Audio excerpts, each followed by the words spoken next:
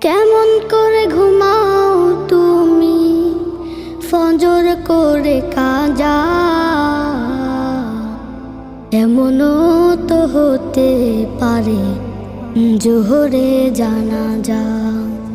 কেমন করে ঘুমাও তুমি, কেমন করে ঘুমাও তুমি ফজর করে কাজা? এমনও তো হতে পারে তোমার জোহরে জানাজা। এমনও তো হতে পারে তোমার জোহরে জানাজা। মুসলিম হয় না জন্ম নিলে